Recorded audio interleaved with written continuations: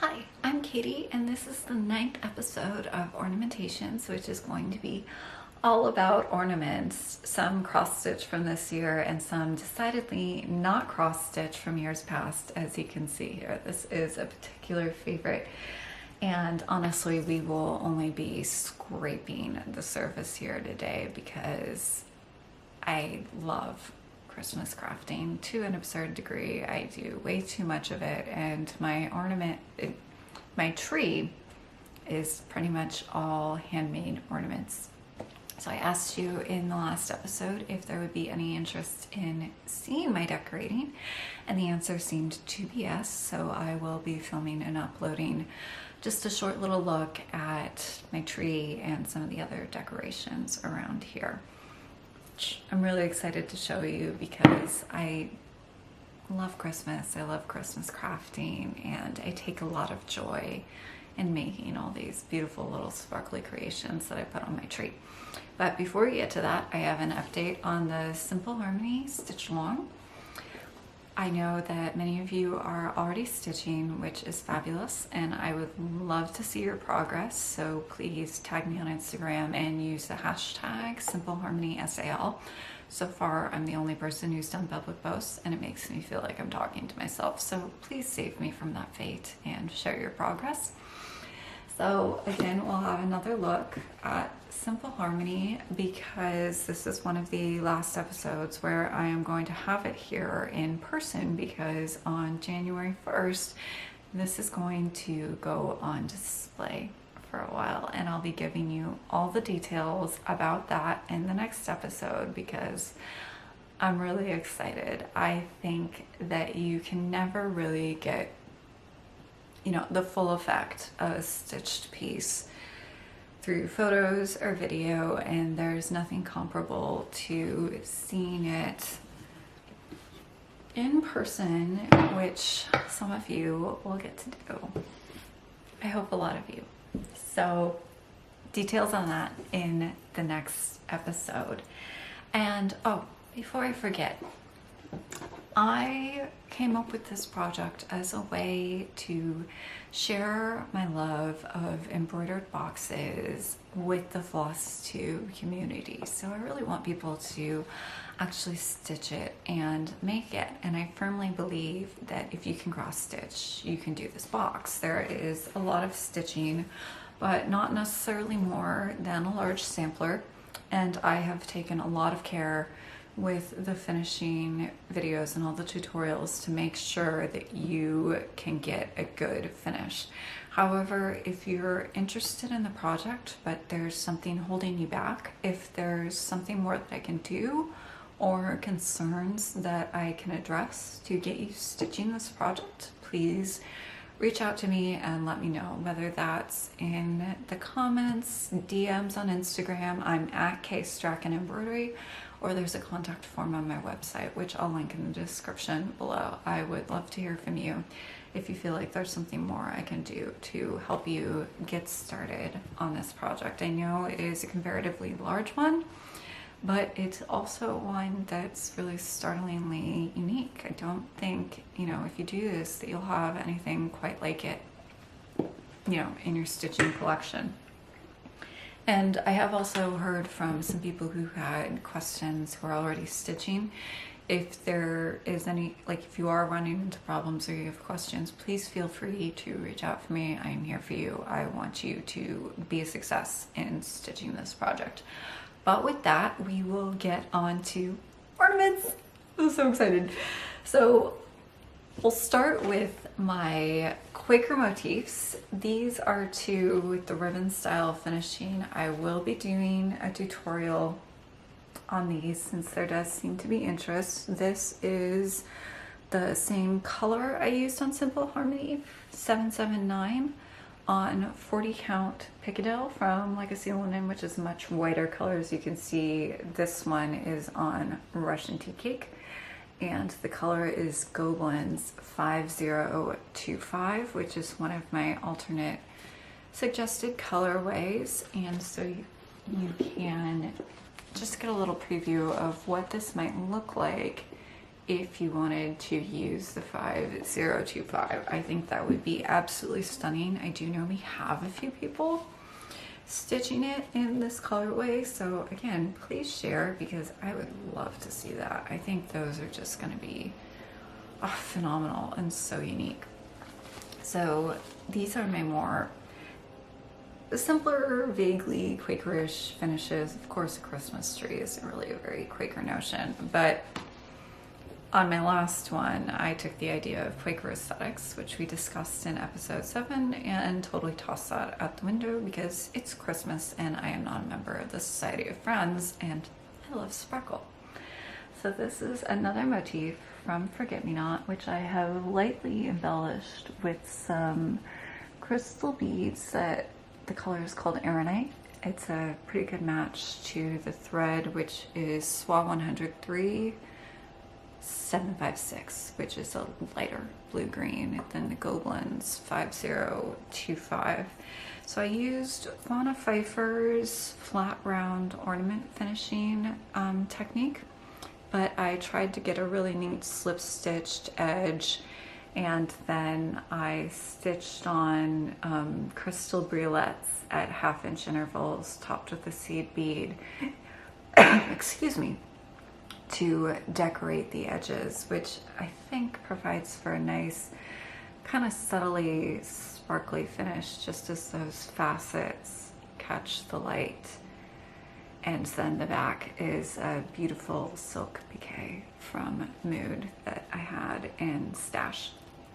Again, this is on Russian tea cake.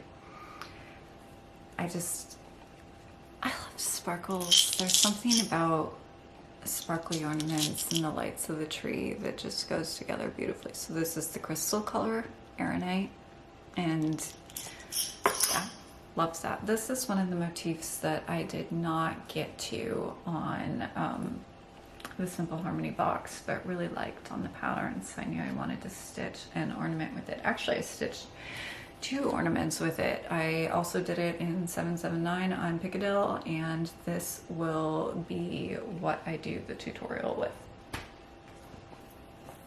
So those are my Quaker style finishes, and now we'll be getting into my more recent cross stitch finishes from this year.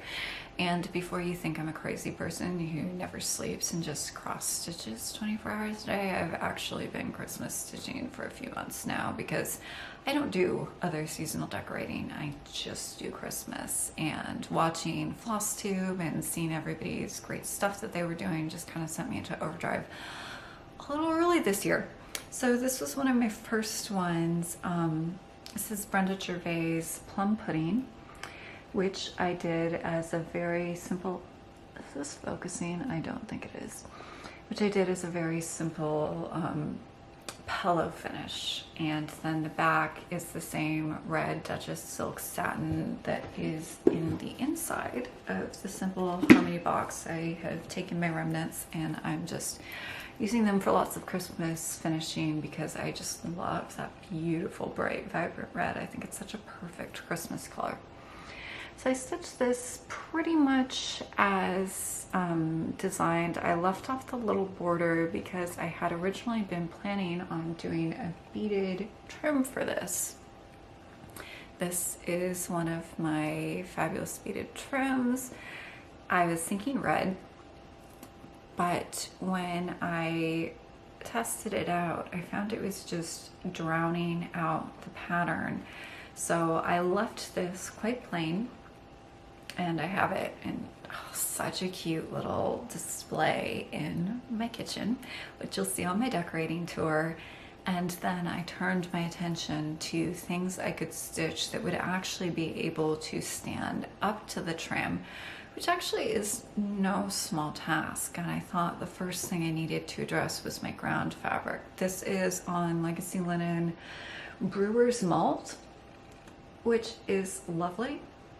It looks great against the tree. I have some, the Blackbird ornament finish I did is also on Brewer's Malt, and it just really pops against the green of the tree.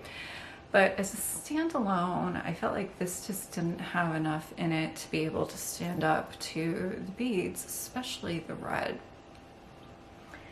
I actually did multiple versions of the trim trying to come up with something I could use on plum pudding, and just could not get to a satisfactory place with that. So I decided to leave that plain and instead work towards selecting my patterns and, you know, my stitching choices with the idea of being able to stitch pieces that could then stand up to the trim, which is absolutely beautiful, but it's really sparkly and it's quite dominating. So you really need to plan for it, I think is, you know, what I would say.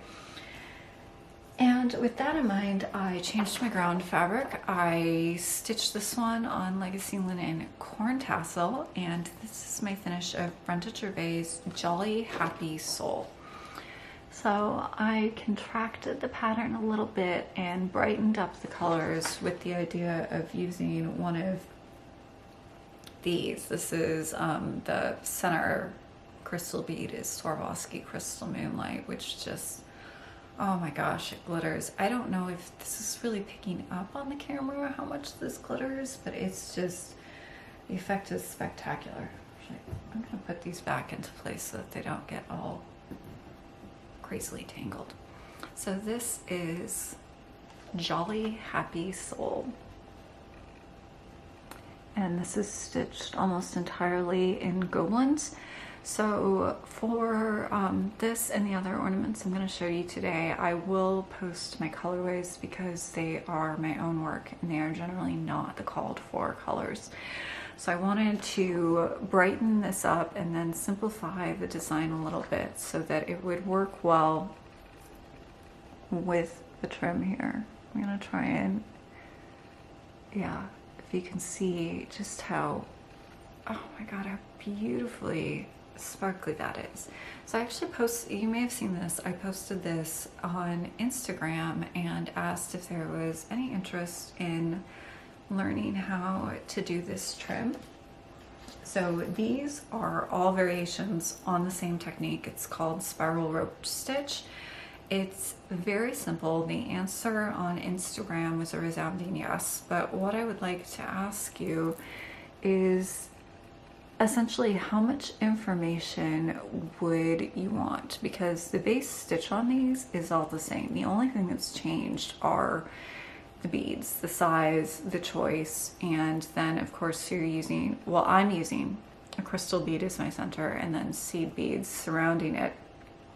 And when it comes to beads, both seed beads, crystal beads, any other type of bead, there's so much choice out there. I mean, the difference between a luster finish, a Ceylon finish, a color lined finish, what's the difference between Preciosa and Swarovski? So just how comprehensive would you like the tutorial to be? Would you like me just to teach you spiral rope stitch and then shut up? Or do you want more information on bead selection and variations and all of the things that you can do with this? As you can see, yeah, I've been having a lot of fun with this.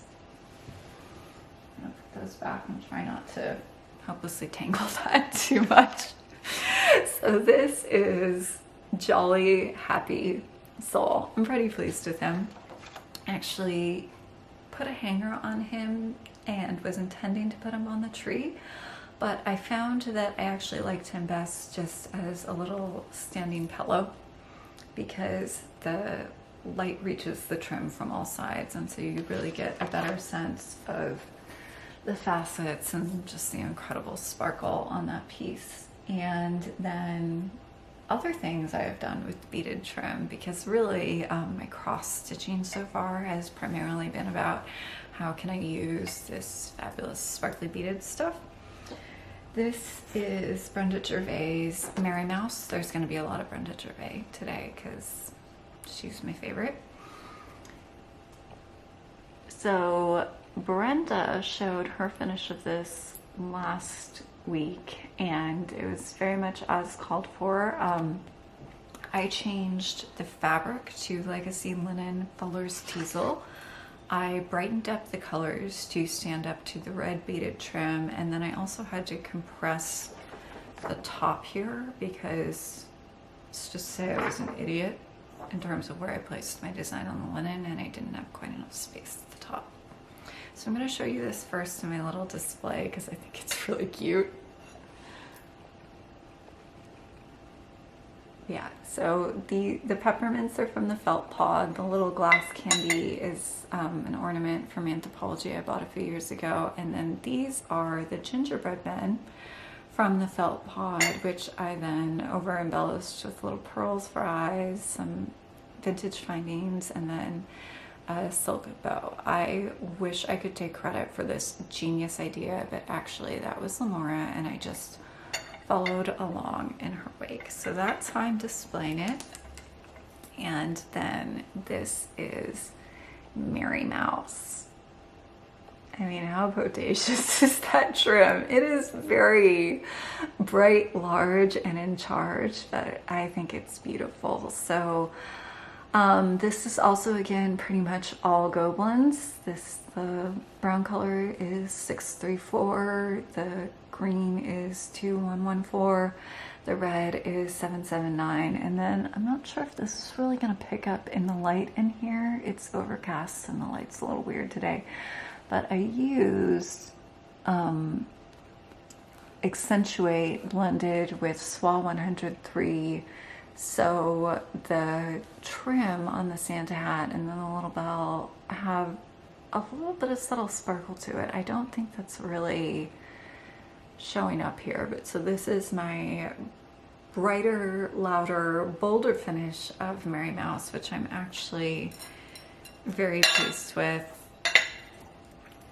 I love my little display. It's one of my favorite things I've got out right now. And what next? Oh, Christmas garden. So I know everybody has already stitched Christmas garden. I'm a little late to the party. I'm not doing the full sampler, which is in Blackbird Home for the Holidays, but I loved the flowers and I thought that pulled out they would make for great little ornaments. So this is one of the motifs from Christmas Garden, which I've stitched on Russian tea cake and then done a flat finish with a red silk back. And then this edge is actually a real metal trim. This is gold. And this is a wired check that was a special thread sold by Tassel Threads. I'm not sure if that's still in stock. If it is, I'll link it in the description below. It's just such beautiful stuff. I left a little too much on the edge here. If I were doing this again, I'd pull it in so that there'd be a little less negative space on this ornament. But I like it. And this is, again, Gobelins. I've been using Soie Gobelins for pretty much most of my Christmas cross stitching. So I have an alternate colorway to propose for Christmas Garden. I will put the numbers in the description below, and let's see if I can hold these spools up without dropping them. Isn't that beautiful? Brighter than the called for flosses, but I think it works. And then my other two that I have going on aren't yet finished. This one I'm waiting on the beads to finish it.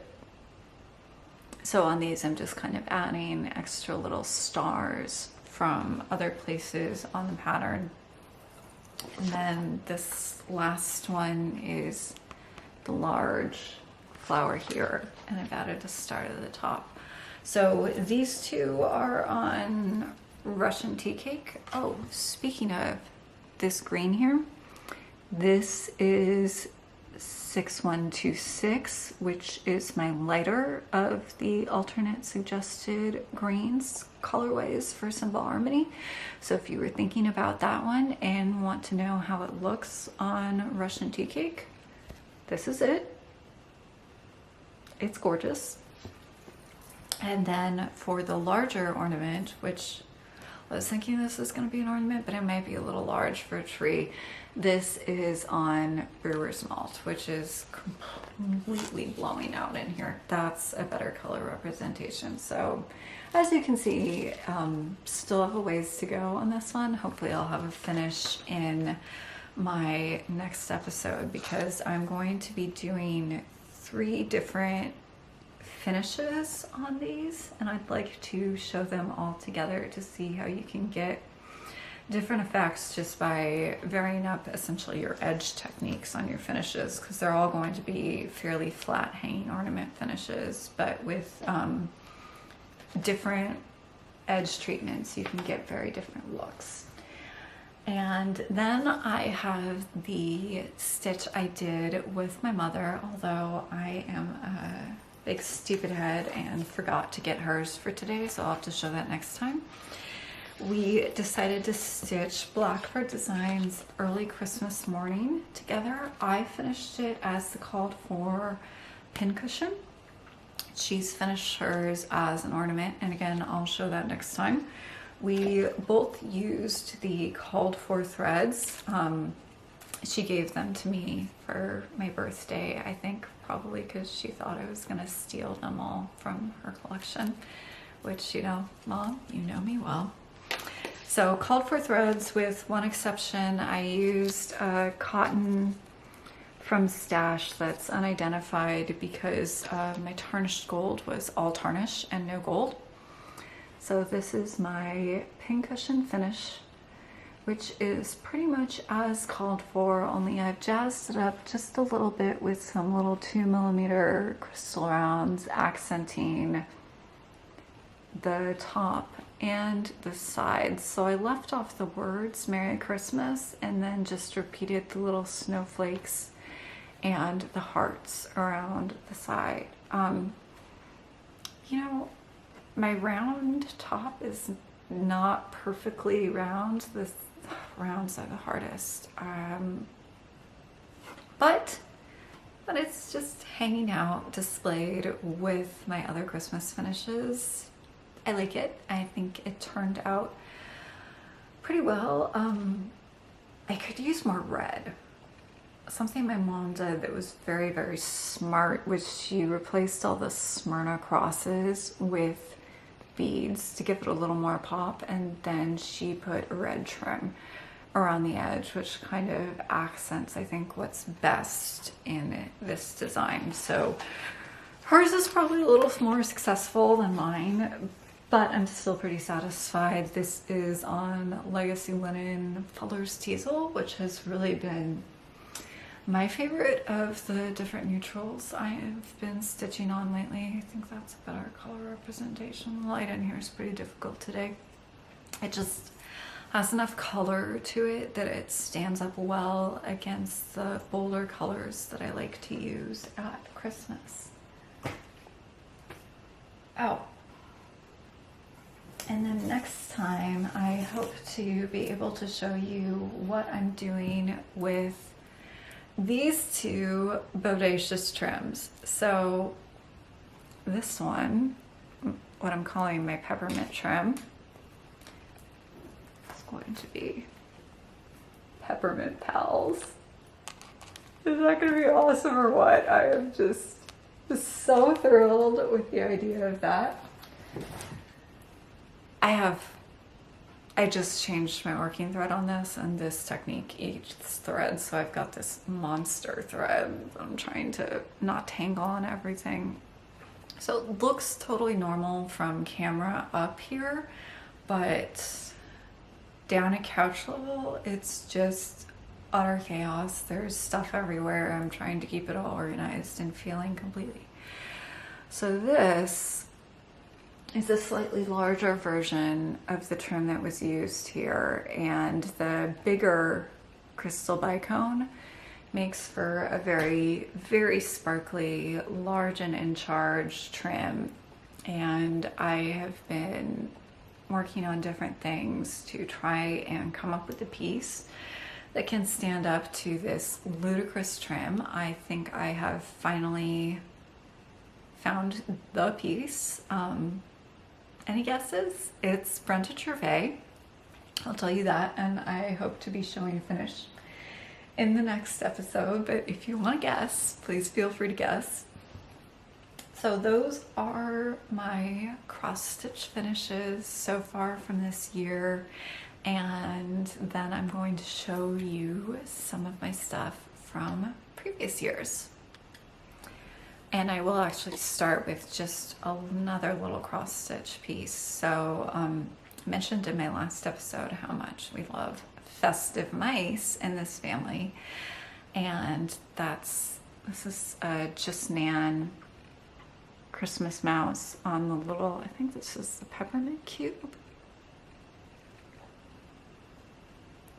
So my mom and I have stitched a bunch of the Just Nan Christmas mice, and also the little Christmas and winter mouse in the house ones, which you'll see on my tree. I put a hanger on each of them and hung them off the tree because, I mean, what else would you do with the decoration but put it on a Christmas tree? And now I think we'll talk about my fun with felt. So this is technically wool applique, it's just not prim wool applique, it's Katie does wool applique. So there's lots of beads, there's lots of crystals, there's general insanity, metallic thread. And this actually dates from college. And this is from the Nutcracker Suite. You'll really be able to see how much my kind of adventures in ornaments evolved, because at this point I didn't have a sewing machine. I didn't have access to any specialty materials that I use today. So this is all acrylic felt from Michaels, sequins from Michaels. The feathers are also from Michaels. I just cut them up and then stitch them down by hand to give them a more, you know, delicate look. And this is from the Nutcracker Suite. This is actually a pattern, a very old Vogue Crafts pattern that my mom had for years, and these are supposed to be machine fabric applique and then turned and stuffed. And I had seen this in our pattern box as a college student and loved these because I love the Nutcracker. My mom took me every year as a child. It was something that we did together. It was one of the highlights of my years. Highlights of my year. I just loved going and seeing it every year with my mom. So I can't resist Nutcracker or anything at the holidays. And I dug this out of her pattern box and thought I wanted to give it a go, but I didn't have a sewing machine at the time. I was a college student. What college student has room for a sewing machine? I certainly didn't. So I thought instead of wool, because it doesn't need to be turned. You can just leave the edges raw. And this is essentially what started me on my years-long love affair with wool applique for Christmas ornaments, which is pretty much going to be what we're looking at for the remainder of this episode. I'm going to show you some of my favorite finishes from over the years, and this story really starts with Rifle Paper Company, because I discovered Rifle Paper Company's holiday cards several years ago, and I can't remember if this was the first one. It was an early one. I thought, wouldn't that be such a beautiful ornament? But Rifle, being a paper company, didn't make Christmas ornaments at that time. They have finally started, but when this was going on, they very much did not. They made cards. But I couldn't help looking at their cards and thinking how much I would love to have these as ornaments. So I decided to try making them for myself. I've always loved their aesthetic, and I just thought that, you know, if properly translated as a Christmas ornament, they would just be great. So this is one of my favorites. This is the angel from their Peace on Earth card. And the wings are just like my particular band of crazy in a nutshell, because they don't come in that shape. They come as little circular paillettes. This is a color I'm thinking about for a new angel, Copacabana. Looks fun. So I take those rounds and then I cut them down into the little feather shapes and then individually glue them so that they're facing the right direction and then hand stitch them down. So this was my first attempt at an angel, and I just love this. So I have continued playing with this idea over the years. I made several to give as gifts, and then this is one I made I think last year. So, you know, again, more crystals and sequins. These are just some of my favorites. I absolutely love them. They are ridiculous, they're sparkly, but aren't they fun? And yes, again, individually cut down sequined wings, but you really can't argue with the effect. And then Gingerbread House. Again, my version, which just involves me cutting out bits of felt, hand stitching them down. I don't use fusible web or Misty Fuse or anything. This is all done by hand. And then I over embellish with beads, with sequins, with metallic thread. I mean, how fun is that? I found that if you mass very small white sequins, you can get kind of a fun textured snowy effect. That's my gingerbread house. Oh, this is a favorite. So this they have now started selling as an ornament, which I recommend you buy, because as much as I love the result on this one, it was miserable to get it. This is their Letters to Santa card. How cute is that? And then this is my version. Again, this is just felt beads, sequins, and metallic thread.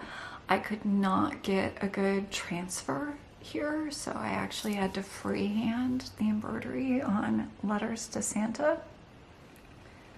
But, you know, it works. I think it works. It's a particular favorite. It's just so fun and playful. And so these are really very literal, like card ornament. But then I've also just seen elements that I liked on other holiday products and then, you know, tried to make ornaments out of them. So this is a card, 'Tis the Night Before Christmas. I saw that Santa in his sleigh and I was like, oh, that needs to be an ornament. So the runners are metallic, I don't know how to describe it. It's a sticky back metallic paper that I then put onto Bristol front and back. My ornaments are always fully finished from all sides because things do twist on the tree. And so that's the back. And then these are actually defective sequins where a hole wasn't punched. I found a bunch of them in a batch of sequins I had and saved them because I thought they'd be useful one day. And then of course just cut out just individual bits of felt, stitch them down. I think that's split stitch is the little vine. And then embellished again with beads, over stitching with metallic thread to give his beard some texture and shape. And then that's just a little metallic cord, so his reins make the top of the ornament in the hanger. So that's so fun, or what? I love that one. And then they also did a whole series with poinsettias. So this was a gift tag, and I liked the very bold color blocking. So, you know, I often start with a rifle design and then I will just keep on tweaking it and making it my own. So this is very literal, and then I took the idea and played with it, moved it into an alternate colorway, kind of changed the embellishments to get something that was a little more original, because I love their aesthetic, but I also love making things that are unique to me, and frequently their ideas will spark other ideas and I just keep on going. So I started this with this colorway. I gave that one to my mom, and then I changed to bright red, pink, and gold for myself. So it's like the rifle piece, but it's not quite a copy. Again, I've embellished with crystals, with some fabulous bugle beads, embroidered over with metallic thread. This is a favorite. I love this bold red felt. I use it a lot on my Christmas ornaments. Also the Santa here and the red dress on the angel. Yeah, I have to buy a lot of this color. And then last year, they took their, very bold color blocked poinsettia and made kind of more detailed and sophisticated version. This is a Happy Holidays postcard. And I saw that and I was just like, oh, I have the perfect idea for that. So I took the same general structure of a round with poinsettias and then over embroidered. So I've got a gilt metallic, and then I layered the wool applique to try and give it some dimension. Beads to make the berries, that's just silk floss. And then again over embroidered on the flower, and they're masked sequins for the center. And then these are crystal rhinestones to make the berries. I love this. I did this one in multiple colorways, although in the interest of this not going on forever and a day, you'll see those on my decorating tour. So those are some of my rifle favorites. I have also done things that are not rifle inspired, like you think I spend all of my time knocking off Rifle Paper Company. So the crystals in this trim are a favorite color. It's called Crystal Moonlight. It's very like a crystal, but it's got just a little bit of applied finish to it, so it doesn't look clear. It looks clear but sparkly. And this is one of my 3D crystal doves with this absolutely ludicrous tail. So putting them on the tree is always kind of an interesting exercise, because theoretically you want to see the dove, but the tail is really the fun part.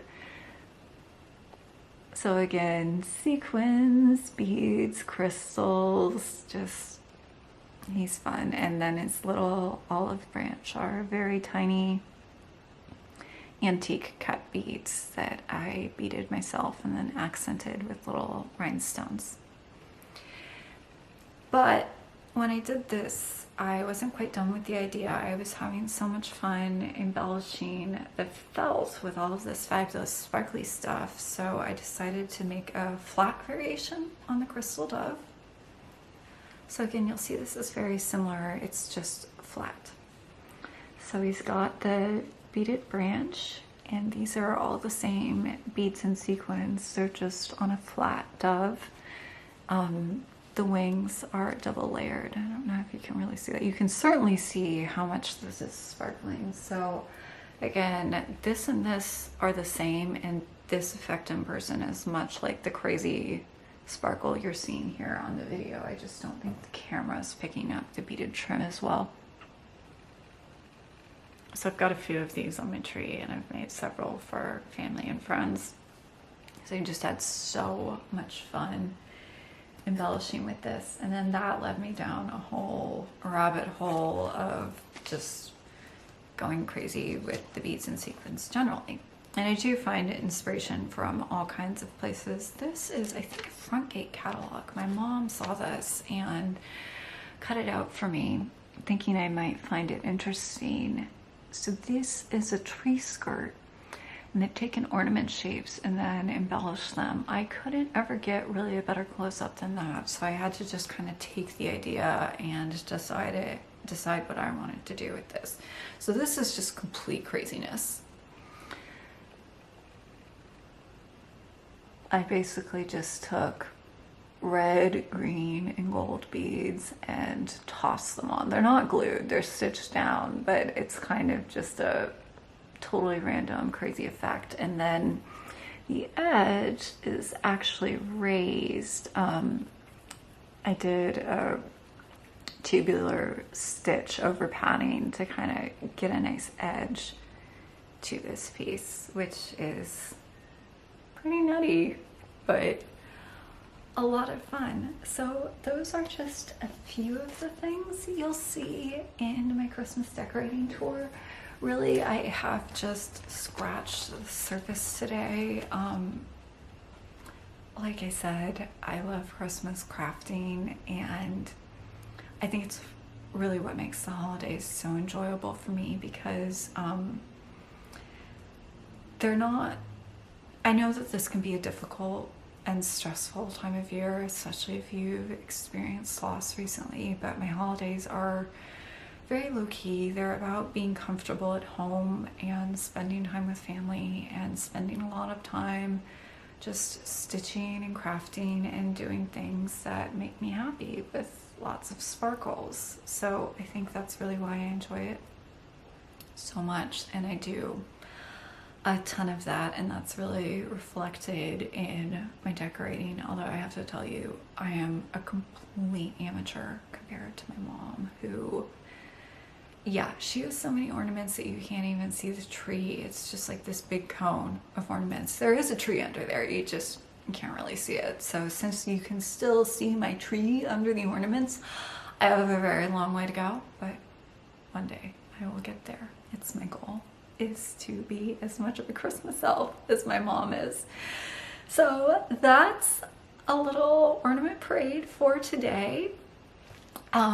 Next time I will be showing you some of my bigger decorating finishes. So today I really focused on ornaments, but I have done some larger pieces as well. So a little more holiday stitching next time, and some finishes that I am currently working on. So again, embellished peppermint pals, and then the mystery stitch to go with this bodacious bit of lusciousness. I hope that you are having a wonderful December, however you celebrate the holidays, or if you don't celebrate at all, that you are getting in plenty of stitching time and enjoying it.